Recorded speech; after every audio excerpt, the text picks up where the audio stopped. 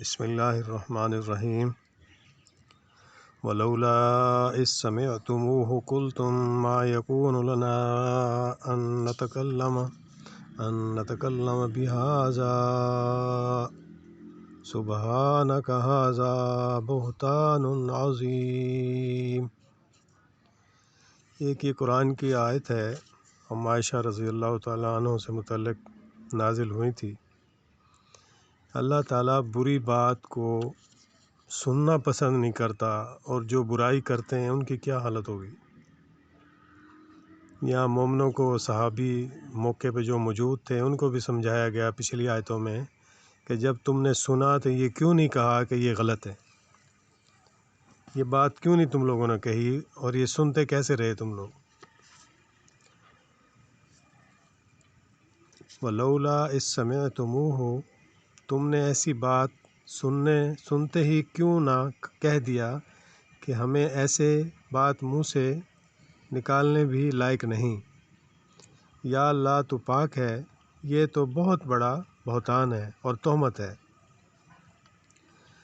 دوسری بات اللہ تعالیٰ نے اہل ایمان کو یہ بتلائی کہ اس بہتان پر انہوں نے ایک گواہ بھی پیش نہیں کیا، جب اس کے لیے 4 گواہ ضروری تھے۔ اس کے باوجود تم اس بہتان تراشوں کو جھوٹا نہیں کہا۔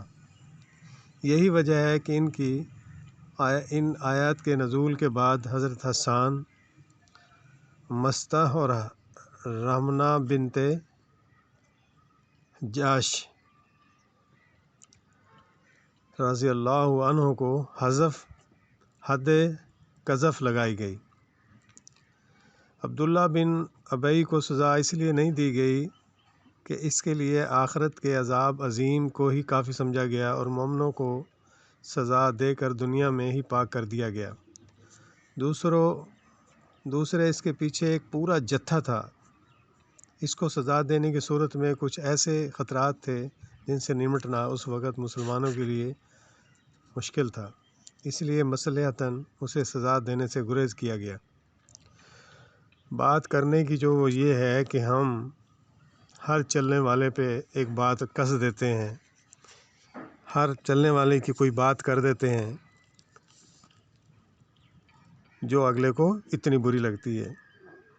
یہاں پہ ایک بات کرنے والے کو ڈانٹا جا رہا ہے، اور جو لوگ کام کرتے ہیں برے، دبئی میں لوگوں کو لے کے جاتے ہیں، یہاں پہ لوگوں نے عذاب خانے بنائے ہوئے ہیں، اڈے بنائے ہوئے ہیں، وہ اپنے آپ کو مسلمان کہلوا رہے ہیں۔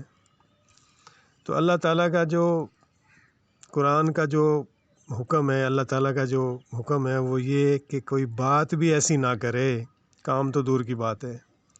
اللہ تعالیٰ ہمیں اس پہ عمل کی توفیق